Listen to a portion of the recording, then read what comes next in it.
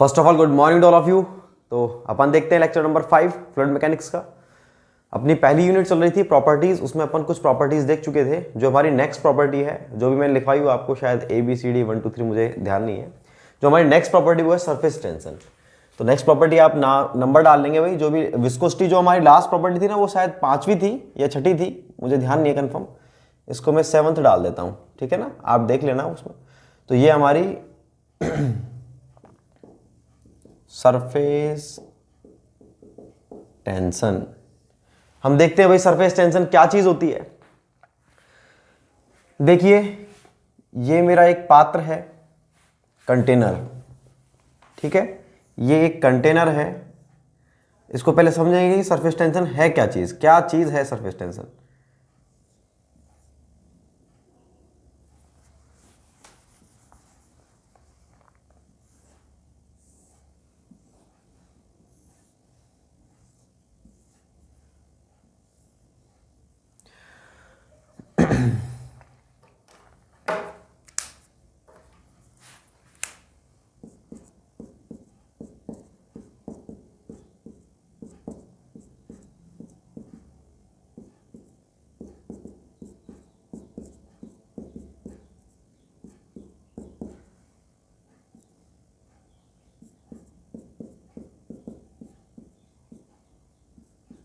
देखिए भाई, इसमें मेरे पास तीन मॉलिक्यूल दिखा रखे मैंने। ये A है, ये B है और ये C है। 3 मॉलिक्यूल है।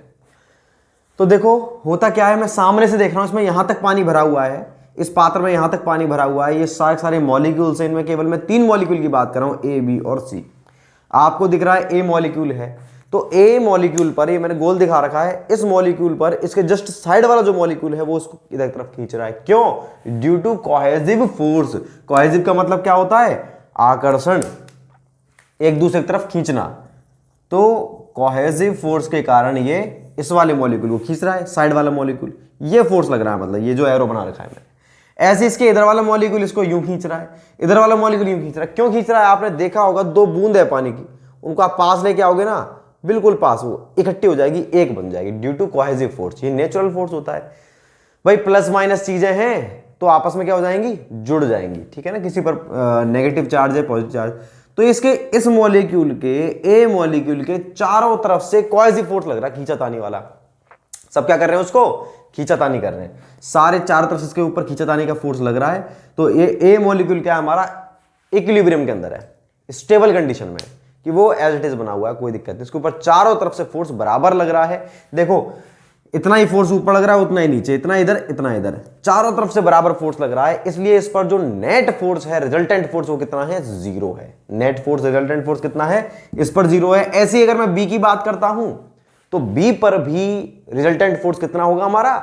0 होगा। इन दोनों ही मॉलिक्यूल्स पर 0 है।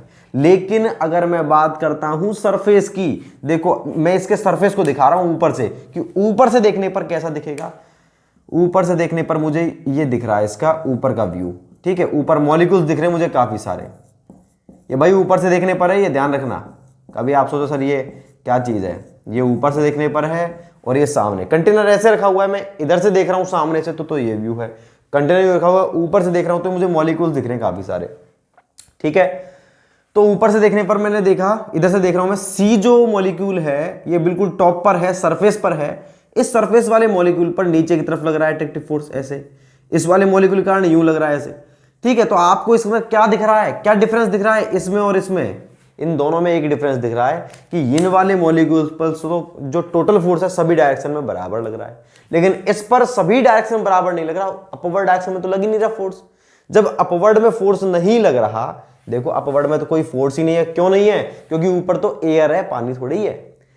एयर है तो एयर के कारण तो मॉलिक्यूल का कोहेसिव फोर्स लगेगा नहीं, पानी के कारण लगता, केवल इन मॉलिक्यूल्स के कारण लग रहा है। तो इस पर जो नेट फोर्स है वो कैसा होगा? नेट रिजल्टेंट फोर्स लगेगा इसमें नीचे की तरफ।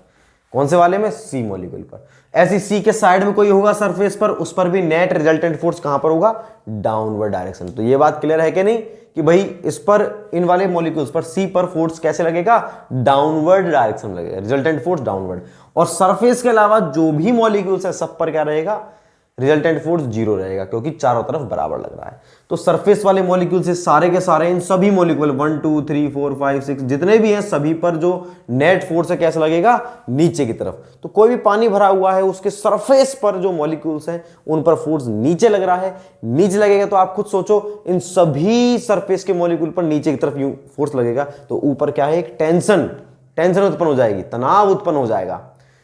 तनाव उत्पन्न होगा, वो जो टेंसाइल फोर्स है उसको हम पर यूनिट लेंथ पर मेजर करते हैं, उसको ही हम क्या बोलते हैं, सरफेस टेंशन। क्यों बोलते हैं, क्योंकि वो फोर्स है, एक तरह से फोर्स ही होता है ये पर यूनिट लेंथ, वो फोर्स है जो सरफेस के मॉलिक्यूल्स पर टेंसाइल फोर्स उत्पन्न होता है और ये सरफेस पर होता है, इसलिए अपन इसको क्या बोलते हैं, सरफेस टेंशन बोलते हैं।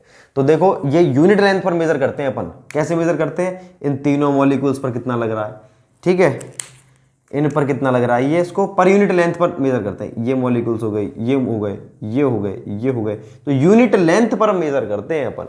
जैसे कि हमारी एक धागे के अंदर मैं मोती पिरो देता हूं तो वो मोती साक्षर क्या है, एक धागे के अंदर है, आप उसको यूं करोगे तो इस तरह से हो जाएंगे मोती, ठीक है ना। मतलब क्या है, नीचे की तरफ क्या है, उनके टेंशन है। तो इस तरह से ये जो हमारा फोर्स लगता है इसको बोलते हैं सरफेस टेंशन। इस फोर्स को क्या बोलते हैं, सरफेस टेंशन। और इसको अपन कैसे ज्ञात करते हैं, यूनिट लेंथ पर ज्ञात करते हैं। तो इसमें काम की चीज क्या थी, काम की चीज एक थी, आपको पहली बात तो समझ में आया आपको क्या होता है सरफेस टेंशन। ये होता है हमारा सरफेस टेंशन को पर यूनिट लेंथ पर मेजर करते हैं। इस तरह से उत्पन्न होती है टेंशन। आप खुद सोचो ना, देखो एक ये वाला मॉलिक्यूल है, मान लो एक कोने वाला मॉलिक्यूल है, तो कोने वाला मॉलिक्यूल तो बेचारा उसका तो हालत ही अलग हो गई, क्या हो गई उसकी, तो वो तो ऐसा मॉलिक्यूल है, वो तो ये तो हाफ है, ये तो क्वार्टर है। तो क्वार्टर मॉलिक्यूल है तो उस पर कैसे लगेगा, उस पर लगेगा ऐसे फोर्स, ठीक है। ऐसे ही यहां पर जो क्वार्टर मॉलिक्यूल है इस तरह से, उस पर कैसे लगेगा, उस पर लगेगा ऐसे फोर्स। समझ गए भाई। तो देखो इस पूरे सरफेस की बात करूं तो इस पूरे सरफेस पर फोर्स कैसे लग रहा है, बीच में तो डाउनवर्ड और इधर तरफ यूं लग रहा है। तो पूरा पूरा सरफेस जो है हमारा वो ऐसे होने की कोशिश कर रहा है। कैसे होने की कोशिश कर रहा है, ऐसे होने की कोशिश कर रहा है।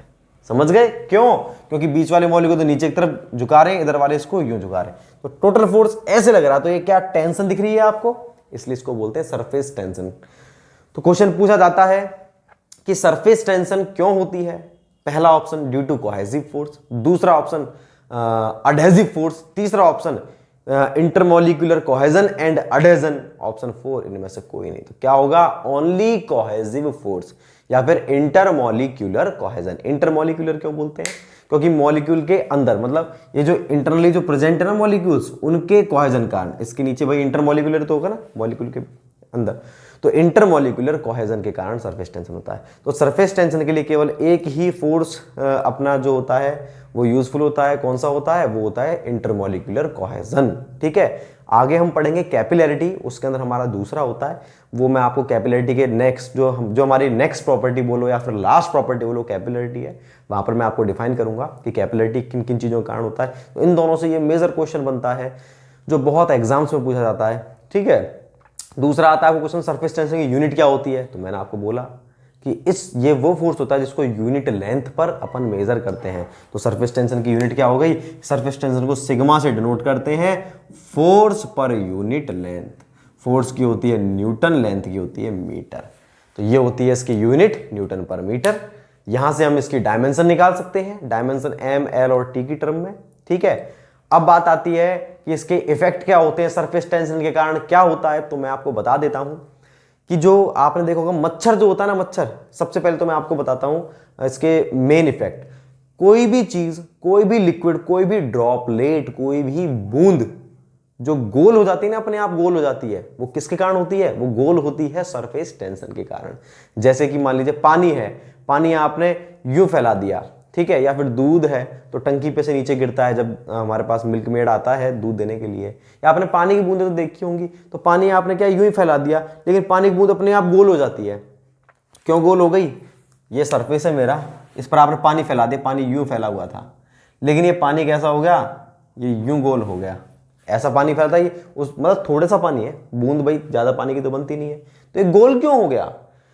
सोचने की बात है, क्योंकि इसके जो सरफेस है, इस सरफेस पर जो मॉलिक्यूल्स है वो अंदर की तरफ घुसना चाह रहे हैं। मैं आपको इसको जूम करके दिखाता हूं, तब आपको ज़्यादा समझ में आएगा। देखो ऐसे था, मान लीजिए ये इतना पानी था, अब ये सरफेस के मॉलिक्यूल क्या है, अंदर की तरफ यू फोर्स लग रहा है इन पे, क्योंकि इसके अंदर के जो मॉलिक्यूल उसको खींच रहे हैं। जब अंदर की तरफ लगेगा, चारों तरफ से यूं लगेगा, तो क्या हो जाएगा, ये सिकुड़ता चला जाएगा, सिकुड़ता चला जाएगा, और एक कंप्लीट क्या हो जाएगा, फिर ये यूं हो जाएगा, गोल बन जाएगा।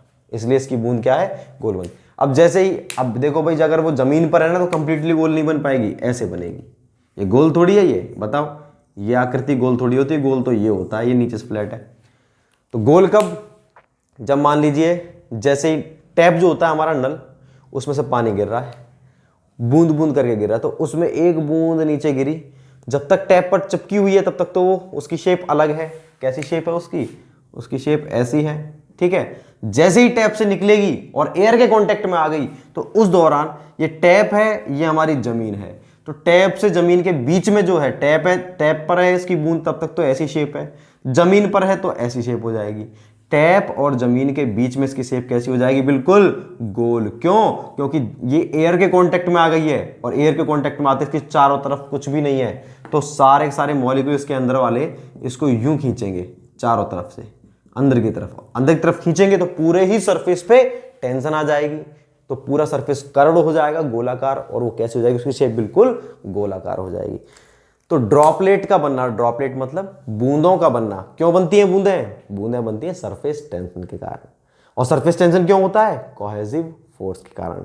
और इसको अगर आप पूरा डिफाइन करोगे तो इंटरमॉलिक्यूलर कोहेजन के कारण, ठीक है ना। और बात बताता हूं आपको, हमारे जो जेट बनता है पानी का अपने बुलबुले बनते हैं, बबल्स, तो बबल्स किसके कारण बनता है, बबल्स भी हमारा किसके कारण बनता है, सरफेस टेंशन के कारण बनता है। बबल्स जो बुलबुले बनते हैं उसमें भी तो गोल बन जाता है वो अपने आप, वो होता है ना अपने खेलने खिलौना यूं करके फिर फूंक मारते हैं वो, फिर गोल जब यहाँ पर छूटता है तब तक तो उसकी शेप ऐसी रहती है, जैसे ही यहाँ से निकल जाता है तो वो गोल बन जाता है अपने आप। गोल क्यों बन जाता है, इसी कारण, क्योंकि उसके अंदर इंटरमॉलिक्यूलर कोहेजन हो रहा है, उसकी शेप कैसी हो जाती है, गोलाकार। और जो हमारा टैप में से धार निकलती है पानी की, बिल्कुल सीधी निकलती है, मतलब उसके चारों तरफ क्या है, सिलिंड्रिकल शेप होती है उसकी, जैसे ये दिख रहा है आप, ऐसी शेप होती है। अब देखो पानी लगातार निकल रहा है, अगर पानी लगातार नहीं निकलता तो फिर ये गोल हो जाती, यूं बूंद की तरह, जैसे बूंद गिरती है। जब पानी लगातार गिर रहा है तो इसकी शेप देखो यूं, रेक्टेंगल क्यों नहीं है, ये गोल ही क्यों है, क्योंकि पानी जैसे ही निकला इसके चारों तरफ एटमॉस्फेयर है, तो ये सरफेस कौन सा हो गया, अब ये हो गया सरफेस, ये। तो इस सरफेस से यूं घुसने, फोर्स कैसे लग रहा है, अंदर की तरफ ऐसे लग रहा है, तो ये यूं खींचने की कोशिश कर रहा है, इस तरह से खींचने की कोशिश करेगा तो शेप कैसी होगी इसकी, यूं कर्व्ड हो गई। यूं कर्व्ड का मतलब सरफेस टेंशन, ये इसकी इस तरह से शेप इसकी हो जाएगी। तो जो अपना जेट मतलब धार, जो जेट बनती है पानी की, वो भी किसके कारण बनती है, हमारे सरफेस टेंशन के कारण। तो तीन चीज तो होगी, अपने bubble formation, droplet formation, jet formation, तीनों का बनना किसके कारण होता है, हमारे सरफेस टेंशन के कारण। एक है हमारा कैपिलैरिटी। कैपिलैरिटी का मतलब होता है किसी भी चीज में लिक्विड का ऊपर चढ़ जाना ऑटोमेटिकली, उसे बोलते हैं कैपिलैरिटी। वो मैं आपको नेक्स्ट टॉपिक में पढ़ाऊंगा, लेकिन आप से पूछा जाए कैपिलैरिटी किसका इफेक्ट है, तो सरफेस टेंशन का। तो सरफेस कैपिलैरिटी हो गया। और देखो मच्छर जो है, मच्छर पानी के ऊपर आपने बैठे देखे होंगे, सीवेज जो होता है उसके ऊपर मच्छर बैठे, मच्छर तैर रहे हैं आराम से। क्यों तैर पाते हैं, वो इसलिए तैर पाते हैं क्योंकि सरफेस तो ऐसी होगी टेंशन, सरफेस पर क्या है, सरफेस टेंशन है। इस तरह से सरफेस टेंशन है तो उसके ऊपर एक हल्का सा अगर अपन डाउनवर्ड वेट लगा भी दें तो ये आराम से इसको झेल सकता है। क्यों, अब देखो आप मैं तो ये कहना चाह रहा हूं, मेरे पास कोई सरिया है, उसको मैंने ऐसे कट कर दिया, आर्च बना दिया, आप उसके ऊपर खड़े हो गए हो तो ये ज्यादा फ्लैट हो जाएगा, ठीक है। लेकिन एक फ्लैट था और आप खड़े हो गए तो ये क्या है, नीचे की तरफ डिफ्लेक्टेड हो गया, मतलब ये फेल हो गया। लेकिन अगर वो इसकी शेप ऐसे है तो वो बहुत फोर्स लगाने पर फ्लैट हो जाएगा, तब तक वो फेल नहीं हुआ है। फेल कब होगा, जब वो डिफ्लेक्ट हो जाएगा। तो देखो इस पर मच्छर आराम से तैर सकते हैं। मच्छर क्यों तैर रहे हैं, क्योंकि उसके सरफेस पर क्या है, सरफेस टेंशन है, इसलिए मच्छर तैर रहे हैं। सेम कॉन्सेप्ट होता है हमारे निडल का। निडल मतलब सुई को पानी के ऊपर, लिक्विड के ऊपर आप इस तरह से प्लेस करें। कैसे प्लेस करें, मान लो ये मॉलिक्यूल है, अब हमको दिखते नहीं मॉलिक्यूल्स, ये मॉलिक्यूल है, सरफेस टेंशन क्या लग रही है, इन मॉलिक्यूल के अलोंग ऐसे लग रही है, इन मॉलिक्यूल के अलोंग ऐसे लग रही है पर यूनिट लेंथ, इनके अलोंग ऐसे लग रही है। और किस्मत से हमने सुई को भी ऐसे रख दिया एज इट इज, यूं का यूं। तो अब वो जो सुई है ना, वो सुई क्या है, इस लाइन के ऊपर यूं प्लेस हो चुकी है, ठीक है। तो सुई आपकी आराम से रुक जाएगी पानी के ऊपर, और अपन सोचेंगे ये तो जादू हो गया। भाई वो जादू नहीं, साइंस है। इस लाइन के ऊपर, सरफेस टेंशन के ऊपर आपने यूं वेट रख दिया एज इट इज। अब अगर आप सुई को ऐसे रख दो, यहां रख दो बीच में, तो डूबेगी। आपने यूं रख दिया, डूबेगी।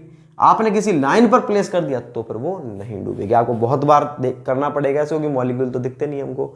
तो सुई का पानी पर तैरना, मच्छर का पानी पर तैरना, ये सारे किसके इफेक्ट है? हमारे सरफेस टेंशन के इफेक्ट होते हैं। तो ये सारी चीज़ें हैं, हम देखते हैं। अब मैं आपको लिखूंगा वन बाय वन, बिल्कुल तरीके से जैसे मैं आपको लिखूंगा, आपको वैसे ही नोट्स बनाने हैं। तो सरफेस टेंशन के बारे में मैंने सब कुछ बता दिया आपको, इसमें कुछ भी अपना बाकी नहीं है अब।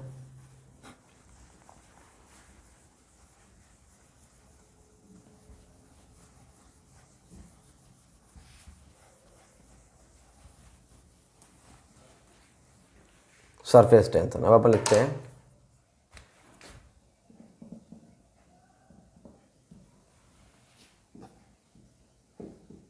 लिक्विड के सरफेस पर इंटर मॉलिक्यूलर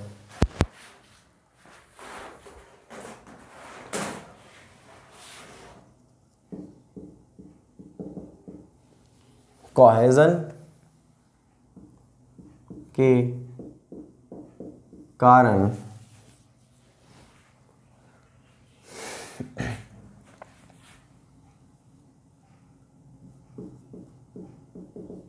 टेंसाइल फोर्स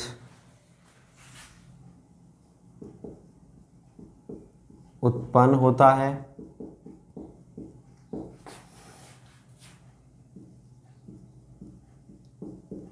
इसे यूनिट लेंथ पर कैलकुलेट करते हैं।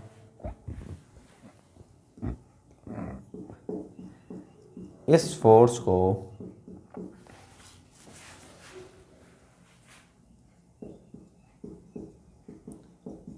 सरफेस टेंशन कहा जाता है। ठीक है भाई, ये होता है हमारा सरफेस टेंशन।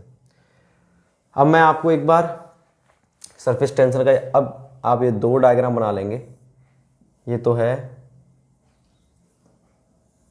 ठीक है, ये मॉलिक्यूल बी है, ये मॉलिक्यूल ए है। पानी भरा हुआ है ये कंप्लीट। इसमें देखो ऐसे लग रहा है फोर्स,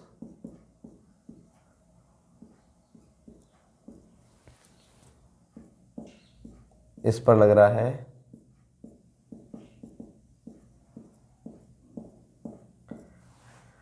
तो मैं इस पे लिखता हूं, और दूसरा देखो इसका क्रॉस सेक्शन दिखाता हूं। ये है इसका क्रॉस सेक्शन, मतलब ऊपर से देखने पर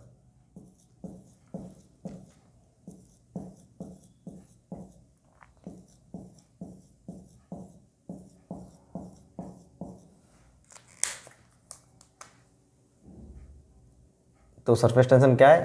मॉलिक्यूल्स के अलोंग, ऐसे ऐसे पर यूनिट लेंथ पर ये इस तरह से उत्पन्न होती है हमारी। ठीक है, तो ए पर मैं, ये तो हमारा क्या है?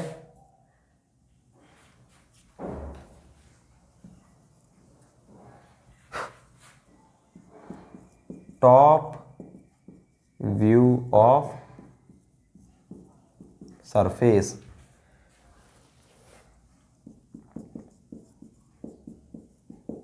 Front view. ए पर रिजल्टेंट फोर्स बराबर 0। इस पर रिजल्टेंट फोर्स इज डाउनवर्ड, नीचे की तरफ लग रहा है। मैं लिखता हूं भाई, पात्र में ए मॉलिक्यूल पर चारों तरफ से सभी मॉलिक्यूल द्वारा इक्वल कोहेसिव फोर्स लगता है। इसलिए इस मॉलिक्यूल पर नेट फोर्स 0 होता है, जबकि मॉलिक्यूल बी पर केवल नीचे व साइड के नीचे व साइड के मॉलिक्यूल द्वारा कोहेसिव फोर्स लगता है। इस पर ऊपर किसी प्रकार का फोर्स नहीं लगता, जिसकी वजह से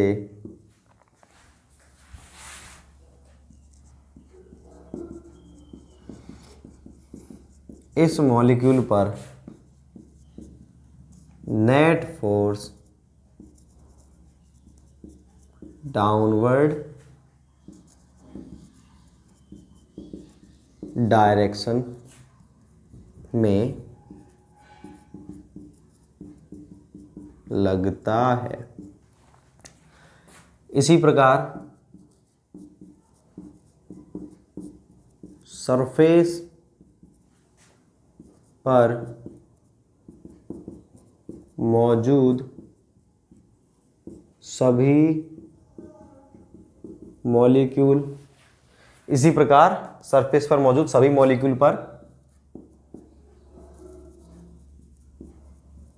डाउनवर्ड डायरेक्शन में फोर्स लगता है, जिसकी वजह से सरफेस पर टेंशन उत्पन्न होती है। सरफेस पर क्या है? टेंशन उत्पन्न होती है। इसके बाद में भाई मैं ऊपर लिख देता हूं मिटा करके, मैं इसे मिटाता हूं। सरफेस पर टेंशन उत्पन्न होती है,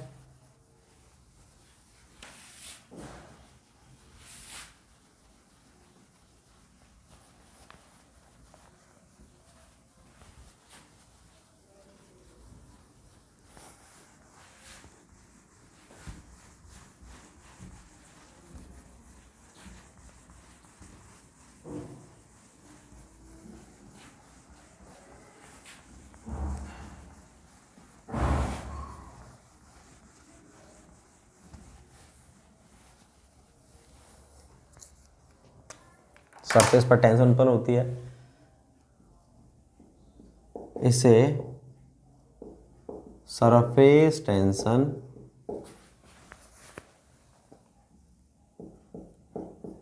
कहते हैं। इस फोर्स को मॉलिक्यूल्स के अलोंग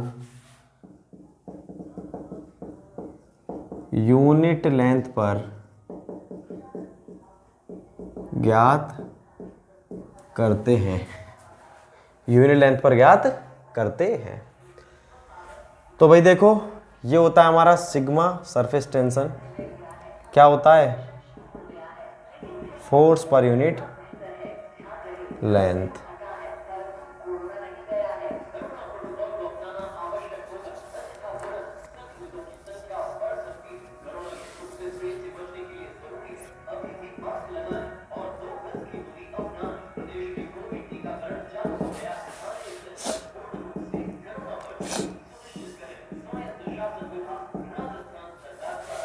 सरफेस टेंशन सिग्मा से डिनोट करते हैं, एफ अपॉन एल। एफ क्या होती है, न्यूटन, लेंथ मीटर। अब बात करते हैं अगर अपन, सबसे पहले मैं बात करता हूँ इसके यूनिट की।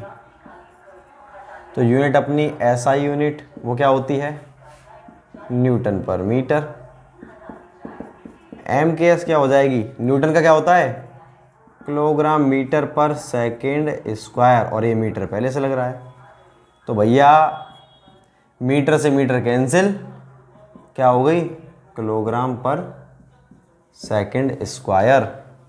सीजीएस की बात करें तो भैया किलोग्राम का हो जाएगा ग्राम पर सेकेंड स्क्वायर। यहाँ से हम लिख सकते हैं इसकी डायमेंशन क्या होती है, मास 1, लेंथ है क्या, नहीं है, टाइम -2।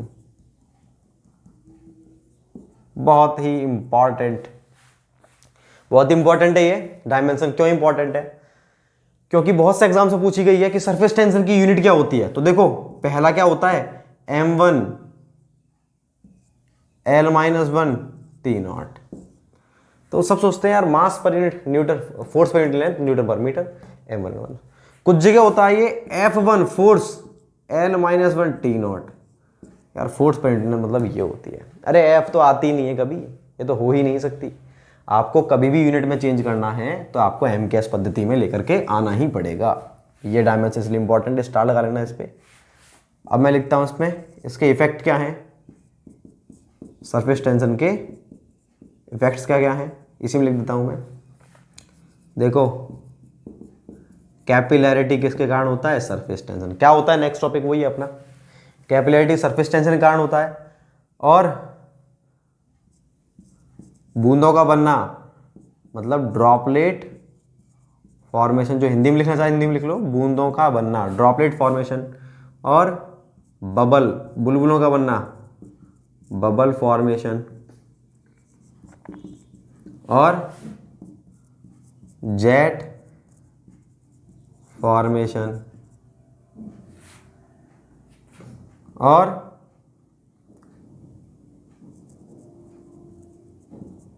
मच्छर का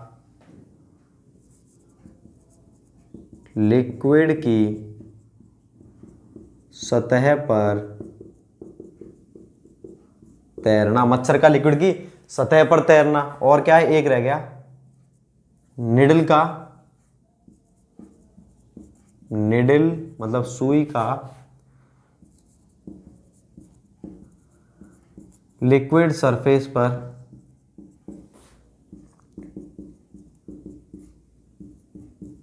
ये सारे क्या है इसके इफेक्ट हो गए। तो आप ये इफेक्ट लिख लो। अब अपन लिखते हैं कि जो हमारा बबल बनता है, मान लो जो हमारा ड्रॉपलेट बनी, तो ड्रॉप बनी है कैसे बनी, सरफेस टेंशन के कारण, बाहर से यूं अंदर। तो उसके अंदर कितना प्रेशर है, प्रेशर इंटेंसिटी कितनी है, उस प्रेशर इंटेंसिटी को हम सरफेस टेंशन की सहायता से कैसे ज्ञात करें। जो हमारा बुलबुला बन रहा है, बबल बन रहा है, बबल के अंदर अंदर भी तो प्रेशर होगा, उस बुलबुले के अंदर कुछ ना कुछ तो प्रेशर होगा, तभी तो वो बुलबुला मेंटेन हुआ पड़ा है, बना हुआ है। तो बुलबुले के अंदर प्रेशर कितना होगा, due to surface tension. Surface tension के कारण कितना होगा, उसको कैसे ज्ञात करें। जो हमारी जेट बनती है, धार बनती है नल की, उस धार के अंदर कितना प्रेशर होगा, उसको अपन कैसे ज्ञात करें। तो अपन प्रेशर इंटेंसिटी कैलकुलेट करेंगे किसकी सहायता से, सरफेस टेंशन की सहायता से। आपके सिंगल लाइन का क्वेश्चन आता है कि जेट के अंदर प्रेशर इंटेंसिटी कितनी होती है, 2 sigma upon R, sigma upon R, 2 sigma upon D, sigma upon D, बस ऐसे ऑप्शन आएंगे। तो कैसे कैलकुलेट होती है मैं आपको बता देता हूं, आपको तो बस डायरेक्टली ध्यान रखना है कि इसकी वैल्यू कितनी होती है। तो कैसे कैलकुलेट करेंगे वो मैं आपको बताता हूं। तो अपना ये सरफेस टेंशन टॉपिक ही चल रहा है, उसी में बताता हूं आपको। इसको उतार लेंगे, सबको मैं मिटा।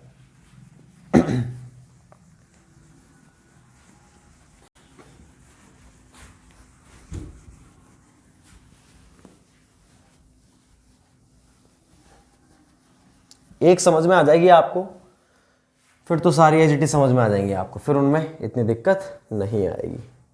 तो सबसे पहले मैं आपको बताता हूं किसकी। तो अपन हेडिंग डालेंगे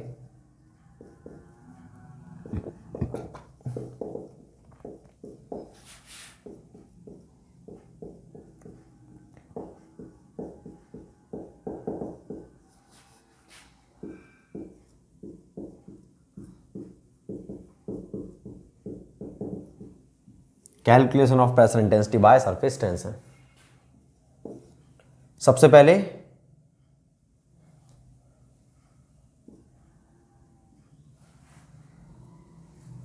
किसकी देखें अपन, जेट की। जेट, जेट का मतलब क्या होता है, धार। तो देखो भाई किस तरह से कैलकुलेट करेंगे अपन, इमेजिन करना है बस आपको, क्योंकि बिना इमेजिनेशन के आप इसको कर नहीं पाओगे। आप किस तरह से याद करोगे मैं आपको बताता हूं। देखो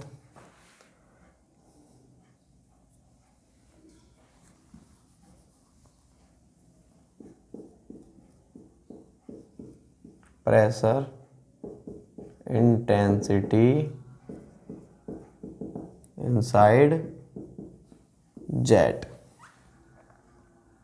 ये हमारा जेट है।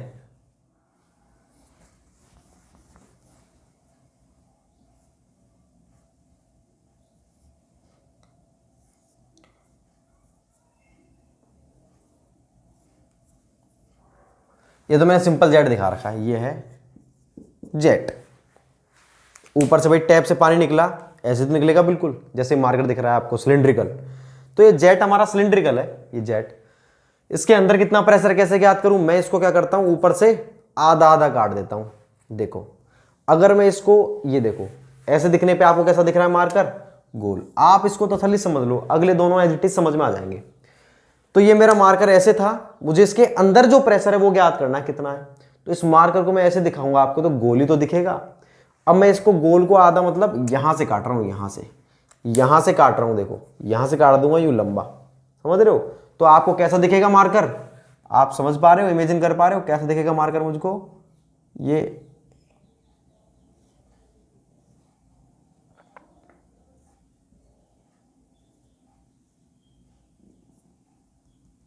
ऐसे दिखेगा आधा। ये मेरा आधा मार्कर है, ठीक। मैंने क्या किया, ये मार्कर था मतलब जेट था, इस जेट को मैंने आधा काट दिया यूं, ठीक है। आधा आप इसको यूं काट दोगे, जैसे हमारा गन्ना नहीं होता, गन्ना गन्ने में यूं मारते हैं चोट तो बिल्कुल बीच में से फट जाता है। जो आपको आधा दिख रहा है गन्ना, वो आधा ये है।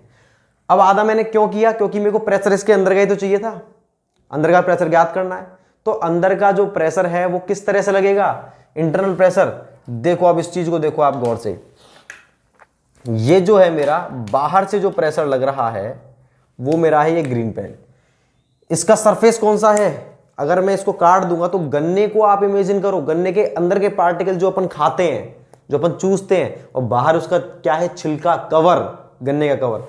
तो मैं केवल ये पूछ रहा हूं, जब आपने गन्ने को आधा काट दिया तो आप उसका हाफ फेस देख रहे हो, तो बीच में देखो इस तरह से काटा है ना आपने गन्ने को, तो मैं केवल फ्रंट से देख रहा हूं, फ्रंट से तो आपको गन्ने का रेक्टेंगल दिखेगा। रेक्टेंगल में ये जो किनारी है और ये जो किनारी है, ये तो है गन्ने का छिलका मतलब कवर, और बीच की चीज अपने काम की जिसको अपन खाते हैं, यही तो बात है। तो इसकी जो किनारी, अब जेट की बात करते हैं, तो जेट की बात करें तो ये क्या है, इसका सरफेस, सरफेस कटा है वही तो है, सरफेस का हिस्सा है। तो सरफेस का हिस्सा है मतलब उस पर तो लग रहा है क्या, सरफेस टेंशन। सरफेस टेंशन कैसे लगेगी, पूरे पूरे सरफेस यूं है, पूरा पूरा सरफेस ऐसे है, सरफेस टेंशन कैसे लगेगी, ये मॉलिक्यूल ऐसे खींच रहे एक दूसरे को, ऐसे खींच रहे एक दूसरे को। तो अगर आप इसको जब काट दोगे आधा, तो क्या है, ये बाहर की तरफ निकलता, देखो ये बाहर। तो इस पर क्या है, मेरा गन्ने का जो सरफेस है बाहर का, उस पर तो सरफेस टेंशन लग रही है, मतलब सिग्मा लग रहा है, ये बाहर की तरफ ऐसे, केवल सरफेस पर है ये सरफेस पर है। मैं इसको ग्रीन पेन से दिखा रहा हूं, ये केवल सरफेस पर है, पूरे पूरे सरफेस पर ऐसे, ठीक है भाई। ये क्या है, sigma sigma sigma sigma sigma, ये पूरा पूरा ग्रीन पेन से क्या है भाई, सिग्मा। ये केवल कहां पर है, ध्यान रहे, केवल गन्ने के छिलके जो आपको हाफ पर दिख रहा है, तो सरफेस पर यूं लग रहा है, यूं, समझ गए। और जो बाकी का बीच का पार्ट जो अपन लेते हैं, उस पर क्या है, प्रेशर लग रहा है अंदर की तरफ ऐसे। तो उस प्रेशर को मैं कैसे दिखाऊंगा, उसको ब्लू पेन से दिखाता हूं। तो प्रेशर तो भैया यहां लग रहा है, यहां प्रेशर लग रहा है अंदर की तरफ। तो अब आप इमेजिन कर पाए कि नहीं, पहली बात तो बताओ भाई। देखो गन्ने का जो अगर पूरा मैं देखूं ना, सरफेस ऊपर से देख रहा हूं गोल गोल, उस पर यूं कंडीशन हो रही है सरफेस टेंशन, क्योंकि वो पूरा पूरा ऐसे गोल है, सिलिंड्रिकल। उसको मैंने हाफ काट दिया, तो ये जो सरफेस दिख रहा है उस पर तो सरफेस टेंशन सिग्मा ऐसे बाहर की तरफ लग रही है, ठीक, पूरे सरफेस पर लग रही है। सिग्मा क्या होता है, फोर्स पर यूनिट लेंथ, तो ये पूरी लेंथ है, उस पर फोर्स लग रहा है, तो वही तो सिग्मा है हमारा, ठीक है ना। इसकी लेंथ लिख देता हूं मैं, यहां से यहां तक की जो है L है लेंथ, और इसका डायामीटर कितना है जेट का, वो है 2r, 2r मतलब इसका रेडियस कितनी है, रेडियस है r, तो ये यहां से यहां तक हो गया मेरा 2r। भाई रेडियस है r, तो ये कितना हो गया इसका डायमीटर, तो डायमीटर तो होगा, कट गया है वो बात अलग है। तो सरफेस ये हो चुका है हमारा, उस पर सिग्मा लग रहा है, बीच का जो पार्ट है उस पर अंदर की तरफ लग रहा है, तो फोर्स को बैलेंस करना है बस, इंटरनल फोर्स बराबर एक्सटर्नल फोर्स, इतना सा काम करना है आपको। तो इंटरनल फोर्स कौन सा है हमारा, ये जो लग रहा है ब्लू पेन से, ये हमारा इंटरनल फोर्स P, यही तो ज्ञात करना है, प्रेशर इंटेंसिटी। और एक्सटर्नल फोर्स कौन सा है हमारा, वो है हमारा ये लग रहा है, जो हमारा प्रेशर लग रहा है, ठीक है ना। तो इन दोनों को मैं बराबर करूंगा, इनसाइड प्रेशर और outside pressure, external pressure internal pressure, इन दोनों को अपन बराबर कर देंगे, क्योंकि वो सरफेस क्या अपना बिल्कुल इक्विलिब्रियम में है, इसलिए दोनों को बराबर करते ही मेरा P की वैल्यू आ जाएगी। ये P ही तो ज्ञात करना है कि इंटरनल प्रेशर कितना होता है। तो अपन इंटरनल फोर्स बराबर एक्सटर्नल फोर्स करेंगे बस। तो आपको दिख रहा है P तो कहां पर लग रहा है, P किस सरफेस पर लग रहा है, P जो लग रहा है वो लग रहा है, सामने से देखे तो इस पर लग रहा है P, यूं अंदर की तरफ, जिसकी लेंथ तो है L, और ये कितनी है, विड्थ है इसकी 2r। तो P कितने एरिया पर लग रहा है, P लग रहा है भैया, इसका एरिया निकालो रेक्टेंगल का, लेंथ इंटू में विड्थ कितनी है 2r, P तो इतने पर लग रहा है L इंटू 2r पर। और सिग्मा कितने पर लग रहा है बताओ, सिग्मा लग रहा है केवल इस लाइन पर और इस लाइन पर, ये लाइन कितनी है L, और ये लाइन कितनी है L, मतलब 2L पर लग रहा है कितना हमारा सिग्मा। तो सिग्मा जो लग रहा है फोर्स पर यूनिट लेंथ, तो सिग्मा हमारा लग रहा है केवल लेंथ, कितनी लेंथ पर लग रहा है ये L और L 2L पर लग रहा है, 2L पर तो लग रहा है सिग्मा, इतने लेंथ पर लग रहा है, और ये लग रहा है इस एरिया पर, इन दोनों को बराबर कर देते हैं, P की वैल्यू हमारी आ जाएगी। तो मैंने कुछ नहीं किया, बस ये इमेजिन करना था आपको कि प्रेशर तो किधर तरफ लग रहा है, सिग्मा किधर तरफ लग रहा है, क्योंकि बाकी के जो दो है ना आगे के डेरिवेशंस वो भी ऐसे ही है। तो मैं लिख देता हूं इंटरनल फोर्स बराबर एक्सटर्नल फोर्स, ठीक है। इंटरनल फोर्स बराबर एक्सटर्नल फोर्स, इंटरनल फोर्स क्या हमारा, प्रेशर इंटेंसिटी इनटू में क्रॉस सेक्शन एरिया बराबर, और एक्सटर्नल फोर्स कौन सा है ये, सरफेस टेंशन। भाई सरफेस टेंशन से आपको फोर्स निकालना है, कैसे निकालोगे, हम जानते हैं फोर्स अपॉन लेंथ होता है, तो सरफेस टेंशन से फोर्स निकालना है, तो फोर्स क्या हो गया, फोर्स बराबर सरफेस टेंशन इनटू में लेंथ। इसलिए मैं क्या लिखूंगा, एक्सटर्नल फोर्स कौन सा है, एक्सटर्नल फोर्स कौन सा है, सरफेस टेंशन इनटू में सरफेस टेंशन, आप पूरा लिखना है एक लाइन में क्योंकि मेरे पास जगह नहीं इतनी, इनटू में लेंथ। तो ये मैं पूरा आपको बाइफरकेट करके तसल्ली से लिख रहा हूं। तो pressure intensity small p, cross section area कितना है बताओ भाई, 2r इंटू में L, 2r इंटू में L, surface tension sigma, length कितनी लिखूं, 2L लिखूंगा मैं। तो 2L क्यों लिखूंगा, क्योंकि सरफेस टेंशन एक तो इस लेंथ पर है, एक इस लेंथ पर है, तो कर दो भाई, 2 से 2 कैंसिल, L से L कैंसिल, तो P बराबर सिग्मा अपॉन R आ गया, ये आ गई हमारी। तो आपको ध्यान रखना है सिग्मा अपॉन R, अगर डायमीटर की टर्म में बोलता है तो R क्या होता है, रेडियस जो होती है हमारी, रेडियस होती है डायमीटर का हाफ। तो आप d/2 करोगे तो P बराबर क्या हो गया, 2 सिग्मा अपॉन d, एक ही बात है दोनों, डायमीटर टर्म में तो ये है और रेडियस टर्म में ये। हमेशा ध्यान रहे कभी भी दो चीजें आपको याद नहीं करनी है पूरे सिविल इंजीनियरिंग में, केवल एक ही चीज याद रखो, दूसरे का ये ध्यान रखो कि दूसरा कैसे आएगा। अगर दो याद रखोगे ना, हम 100% आपको कंफ्यूजन होगी और वहां पर गलत करोगे। आपको वहां पर ध्यान आएगा वो 2 सिग्मा अपॉन R था शायद, और वो था सिग्मा अपॉन D था, नहीं भाई ये सिग्मा अपॉन R है, वो 2 सिग्मा अपॉन D है। इसलिए मैं आपको राय दूंगा हमेशा एक ही याद करेंगे, मैंने बताया है कि इस तरह से आता है, आपको लिखना नहीं है वो। एक चीज, एक छोटी सी चीज मैं भूल गया, इससे पहले ना 3 नोट आएंगे हमारे सरफेस टेंशन के, जो हमने लिखा था ना इफेक्ट, उसके बाद में 3 नोट आएंगे, तो उसके लिए आप थोड़ी सी जगह छोड़ देना, वो मैं ये टॉपिक पढ़ाने के बाद में आपको लिखवा दूंगा, तो उन नोट को आप इससे ऊपर ही लिखेंगे, इस टॉपिक से ऊपर लिखेंगे, ठीक है ना। तो थोड़ा सा स्पेस छोड़ देना, 3-4 लाइन का बस। तो मैं, ये तो हो गया हमारा। तो इस तरह से हमारे pressure intensity inside jet, jet के अंदर प्रेशर इंटेंसिटी कितनी होती है, P बराबर सिग्मा अपॉन R होती है। अब B बताता हूं मैं आपको, मैं इसे मिटा रहा हूं भाई, 4-5 लाइन छोड़ के इसको पूरे को उतार देंगे। अब B बताते हैं, pressure intensity inside droplet, droplet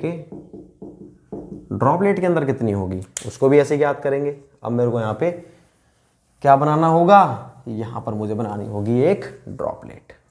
तो ड्रॉपलेट भैया होती है हमारी गोल, तो मैं डायरेक्टली बनाऊंगा यहाँ पे, ये हमारी ड्रॉपलेट है। अगर मैं इस ड्रॉपलेट को, गोल है बॉल की तरह, बॉल को आप आधा काट दो तो आपको क्या दिख रहा है, बॉल को, अपने जो स्टम्पर की बॉल होती है उसको आप काट देते हो, बीच में तो आपको खाली दिखता है और एक आपको किनारा दिखता है पूरा पूरा, ठीक है, पूरा पूरा आपको किनारा दिखा। तो ये बॉल मेरी आधी कटी हुई है, तो जो खाली है उस खाली पोर्शन पर तो अंदर की तरफ क्या लगेगा हमारा, उस खाली पोर्शन पर अंदर की तरफ तो लग रहा है हमारा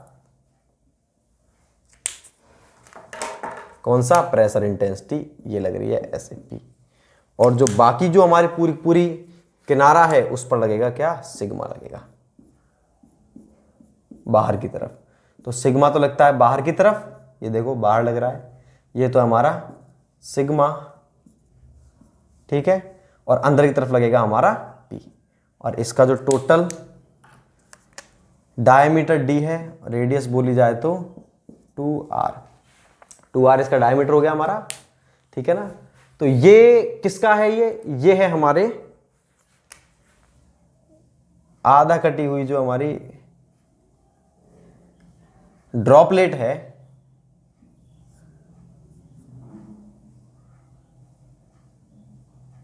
ये ड्रॉपलेट का है। ड्रॉपलेट हमारी आधी कटी हुई है, तो उसका जो आपको सरफेस दिख रहा है अंदर का, आपको बबल वाला भी ऐसे बताऊंगा मैं आपको, तो उसके अंदर की तरफ तो इनसाइड प्रेशर आप ऐसे इमेजिन करो बॉल को, बिल्कुल ऐसे, जो आधी कटी हुई है ना वो ऐसे इमेजिन करो, यूं है आपके सामने, तो उसका जो किनारा है उस पर तो बाहर की तरफ क्या लग रहा है, सरफेस टेंशन लग रही है ऐसे, और उसके सेंटर पर अंदर की तरफ लग रहा है प्रेशर। तो क्या करूंगा यहाँ पर भी, इंटरनल प्रेशर बराबर एक्सटर्नल प्रेशर, बस आपका यहाँ पर क्रॉस सेक्शन एरिया चेंज हो जाएगा।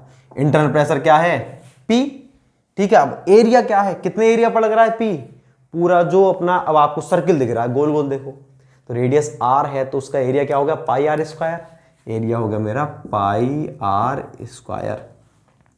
सरफेस टेंशन की बात करूं अगर मैं, सिग्मा, सिग्मा किस पर लग रहा है, इस गोल गोल पूरी पूरी लाइन पर लग रहा है, इस लाइन पर, ये गोल गोल लाइन कौन सी है हमारी, ये है उसकी पेरीमीटर, तो सिग्मा किस पर लग रहा है, सिग्मा लग रहा है मेरा 2 पाई R पर लग रहा है, यही तो बात है, सिग्मा लग रहा है 2 पाई R पर और वो लग रहा है पाई R स्क्वायर पर। तो पाई से पाई कैंसिल, R से R कैंसिल, तो इधर तो रह गया हमारा 2 सिग्मा अपॉन में R, आ गया भाई 2 सिग्मा अपॉन R। डायमीटर की टर्म में बात करें तो R बराबर D/2, 2 पर तो 4 सिग्मा अपॉन D, तो चाहे P बराबर 2 सिग्मा अपॉन R बोलो, 4 सिग्मा अपॉन D, एक ही बात होती है। डायरेक्टली क्वेश्चन पूछेगा आपसे कि जो पानी की ड्रॉपलेट होती है उसका इनसाइड प्रेशर कितना होता है, तो ऑप्शन मिलेंगे आपको sigma upon R, 2 sigma upon R, 4 sigma upon R, 4 sigma, 2 sigma upon D, तो क्या आंसर आएगा हमारा 2 सिग्मा अपॉन R।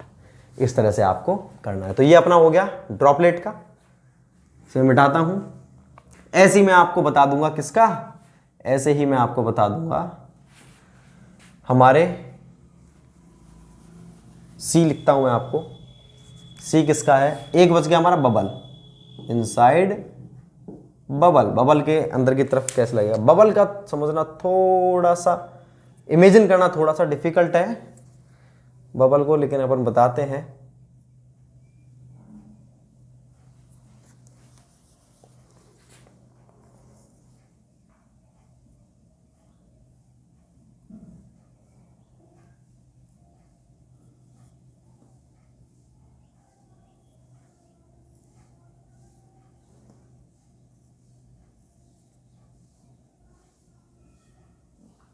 देखो भाई, बबल का इतना सा अंतर है बस ये मैंने बबल को काटा हुआ है, ये बबल काटा हुआ है, इसमें मैंने आपको इस तरह से दिखाई हुई 2 लाइनें। बबल जो होता है 2 लाइन क्यों दिखाई? क्योंकि बबल के बाहर भी एयर है, अंदर भी एयर है। जो हमारी ड्रॉपलेट थी उसके बाहर तो एयर थी लेकिन अंदर पानी था। यहां पर इसलिए मैंने 2 लेयर दिखाई, एक तो ऊपर की लेयर जो ऊपर वाले एयर के कांटेक्ट में, एक नीचे की लेयर, जबकि एक ही लेयर है। देखो ये मेरा हाथ है, ये एक ही तो है, देखो इसके एक लेयर तो ये होगी, लेकिन हाथ के लेयर की बात करूं तो एक सरफेस तो ये हो गया सरफेस, एक सरफेस ये हो गया। तो इस तरह से हमारी बबल होती है। बबल का एक सरफेस जो ऊपर वाला है वो तो ऊपर वाली एयर के कांटेक्ट में है, नीचे वाला सरफेस नीचे वाली एयर के कांटेक्ट में है। तो अगर मैं इसको काट देता हूं यूं हाफ, उसी की तरह बॉल की तरह बबल को काट देते हैं तो आपको 2 सरफेस हो जाएंगे, एक तो टॉप सरफेस, एक बॉटम सरफेस। देखो आप, ये बॉटम सरफेस, ये टॉप सरफेस। तो टॉप सरफेस पर भी लग रहा है सरफेस टेंशन यूं बाहर की तरफ, ये बॉटम सरफेस है उस पर भी बाहर की तरफ लग रहा है। तो इस वाले केस में जो सरफेस टेंशन फोर्स लगेगा ना वो 2 लेयर पर लगेगा, अंदर की लेयर पर और बाहर की लेयर पर। तो इस पर जो हमारा सरफेस टेंशन, जो हमारा इस पर प्रेशर इंटेंसिटी होगी वो भी क्या हो जाएगी, जो बॉल थी मतलब जो हमारी ड्रॉपलेट थी जिसके अंदर पानी था उसकी तुलना में डबल हो जाएगी। डबल क्यों हो जाएगी? क्योंकि इस पर 2 सरफेस पर क्या लग रहा है हमारा सरफेस टेंशन, एक तो बाहर के सरफेस पर, एक अंदर के सरफेस पर। जबकि ड्रॉपलेट में केवल बाहर के सरफेस पर लगता है, ऊपर के सरफेस पे। और इसलिए इस वाले केस में जो हमारा प्रेशर इंटेंसिटी होती है डबल हो जाती है, क्योंकि इसमें 2 सरफेस पर सरफेस टेंशन लगती है। तो इसलिए मैंने आपको ये डबल दिखाया है। तो देखो इसके ऊपर वाला सरफेस है ये, जिस पर मैंने ये ग्रीन एरो बना रहा हूं, ये तो ऊपर का सरफेस है, ठीक है, ये पूरा ऊपर का। अब मैं अंदर के सरफेस पर बनाता हूं, आपको बहुत कम दिखेगा लेकिन आप अंदर के सरफेस पर भी बना देंगे इस तरह से, ठीक है ना, अंदर के सरफेस से एरो को टच करते हुए। तो ये अंदर के सरफेस से एरो टच करते हुए मैंने बना दिया है दोनों ही सरफेस पर ये। तो ये तो है हमारा सिग्मा, सिग्मा लिख देंगे कंप्लीट पे। तो सिग्मा तो लगेगा इन दोनों पर, और सेंटर पर क्या लगेगा हमारा, पी तो हमारा फिक्स है भैया, ये तो जो लगता है ये हमारा सेंटर पर लगता है। इसका जो डायमीटर वही, रेडियस r है तो डायमीटर 2r हो गया। तो इस वाले केस में केवल कितना सा अंतर है कि जो सिग्मा लग रहा है वो 2 सरफेस पर लग रहा है। इसलिए हम क्या करेंगे, इसलिए हम इसको 2 सिग्मा 2 से गुणा कर देंगे, 2 सिग्मा इंटू में 2 पाई आर। 2 से गुणा क्यों किया है? क्योंकि भैया ये जो हमारा सरफेस टेंशन लग रहा था ना वो 2 सरफेस पर लग रहा है, एक तो इंटरनल सरफेस और एक एक्सटर्नल सरफेस। बात क्लियर है? बाकी प्रेशर तो वही एक cross section area pi R square पर लगता है। तो हमारा ये कितना हो गया, ये हो गया हमारा 4 सिग्मा अपॉन आर। 2 दूनी 4 हो गया ना। पिछले वाला क्या था हमारा 2 सिग्मा अपॉन आर, तो ये क्या हो गया, दुगना हो गया। तो मेरे 3 चीज बन चुकी हैं। मैंने आपको इसीलिए इस सीक्वेंस में बताया। सबसे पहले मैंने आपको जेट के बारे में बताया, क्योंकि जेट का क्या था, सिग्मा अपॉन आर। फिर मैंने ड्रॉपलेट 2 सिग्मा अपॉन आर, फिर मैंने बबल 4 सिग्मा अपॉन आर। तो देखो ये इसका दुगना है, ये इसका दुगना है, ये इसका 4 गुना है। इसी क्रम में ध्यान रखना है, जेट, ड्रॉपलेट और बबल, ये ध्यान रखना है। बस इतनी सी चीज ध्यान रखनी है आपको। डी की टर्म में पूछे तो आप डी की टर्म में कन्वर्ट कर सकते हो वहीं पर बैठ करके, और आपको रिलेशनशिप पूछे तो बता सकते हो कि बबल इसकी तुलना में कितना होता है, 4 गुना, बबल इसकी तुलना में 2 गुना, ड्रॉपलेट इसकी तुलना में हाफ, जेट इसकी तुलना में 1/4, 1/4। तो कुछ भी पूछे आप बता सकते हो। तो इस तरह से हम कैलकुलेट करते हैं। आपको केवल ये चीज याद रखनी है। कैसे आया मैंने आपको बता दिया। अब मैं आपको जो मैंने 3-4 लाइन छुड़वाई थी ना, जहां मुझे नोट लिखवाने थे, वो मैं नोट बताता हूं आपको। मैं इसे मिटा रहा हूं, वो मैं नोट लिखवाता हूं, आप वहां पर लिखेंगे। नोट कुछ नहीं है भाई, नोट ये है कि जो हमारे सरफेस टेंशन है ना उसकी वैल्यूज होती हैं कुछ, जो बिल्कुल जैसे मैंने आपको बताया था विस्कोसिटी की वैल्यू 0.1 पॉइज, ठीक है, 1 सेंटीपॉइज, ये हमारी फिक्स है। ऐसे ही मैं आपको बताना चाह रहा हूं कि इनकी जो वैल्यू है सरफेस टेंशन की, स्टैंडर्ड वैल्यू कितनी होती है। 2 ही लिक्विड काम के होते हैं हमारे, एक तो होता है कौन सा वाला हमारा, एक तो है हमारा वाटर, दूसरा है मरकरी। तो नोट नंबर फर्स्ट अपन लिखेंगे, वहां पर जो मैंने जगह छुड़वाई है वो क्या है, सरफेस टेंशन ऑफ H2O, मतलब पानी की सरफेस टेंशन 20 डिग्री सेंटीग्रेड पर जो होती है वो होती है 0.0736 न्यूटन पर मीटर। दूसरा सिग्मा ऑफ Hg, Hg का मतलब मरकरी, मरकरी की कितने पर, कितने डिग्री सेंटीग्रेड पर, नॉर्मल टेम्परेचर पर 0.4944 Newton per metre. Standard value है ये वाली, ज़्यादा इंपॉर्टेंट है कि पानी कितनी होती है 0.07, मोटा मोटा 0.07 होती है पानी की, और मरकरी की 0.04944 इसकी न्यूटन पर मीटर होती है। एक नोट और है कि जो हमारी सरफेस टेंशन होती है उसका आपसे पूछा जाए कि टेम्परेचर का क्या इफेक्ट होता है। टेम्परेचर के बढ़ने पर सरफेस टेंशन बढ़ती है, टेम्परेचर बढ़ने पर घटती है, क्या होता है? तो टेम्परेचर के बढ़ने पर सरफेस टेंशन हमारी घटती है। क्यों घटती है? टेम्परेचर बढ़ेगा तो मॉलिक्यूल्स का बॉन्ड टूटेगा, बॉन्ड टूटेगा तो कोहेसिव फोर्स कम होगा, कोहेसिव फोर्स कम होगा तो सरफेस टेंशन कम हो जाएगी। कैसे समझोगे? मान लीजिए टेम्परेचर मेरा जो भी था, पहले सरफेस टेंशन मेरी इतनी थी, ठीक है, टेम्परेचर आपने क्या कर दिया, बढ़ा दिया, तो सरफेस टेंशन आपकी ये देखो कम हो गई सरफेस टेंशन, और ज्यादा बढ़ा दिया ये होगी सरफेस टेंशन। तो टेम्परेचर बढ़ाने पर सरफेस टेंशन घटती है। क्यों? Due to breaking of bond, bond के टूट जाने के कारण। तो मैं आपको इसमें लिखता हूं, टेम्परेचर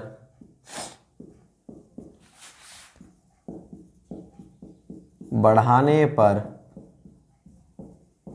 सरफेस टेंशन घटती है। क्यों घटती है? तो सिग्मा बोला जाए तो inversely proportional to temperature. Temperature बढ़ेगा तो घटेगी। क्यों? मैं साइड में लिख देता हूं, due to breaking of bond, bond के टूटने के कारण। बात क्लियर है? ये होती है हमारी सरफेस टेंशन। तो अपन सरफेस टेंशन को कंप्लीट कवर कर चुके हैं, क्या होती है सारी चीजें बता चुका हूं आपको, कहां से क्वेश्चन बनता है ये बता दिया। इस यूनिट का जो इंट्रोडक्शन, हमारी जो यूनिट थी फर्स्ट प्रॉपर्टीज, उसका जो लास्ट टॉपिक है, लास्ट प्रॉपर्टी है, वो है हमारी कैपिलरिटी। उसको पढ़ेंगे हम नेक्स्ट क्लास में और उसको खत्म करेंगे। उसके बाद फिर हम सेकंड यूनिट स्टार्ट करेंगे। ठीक है, thank you so much. Revision करते रहें।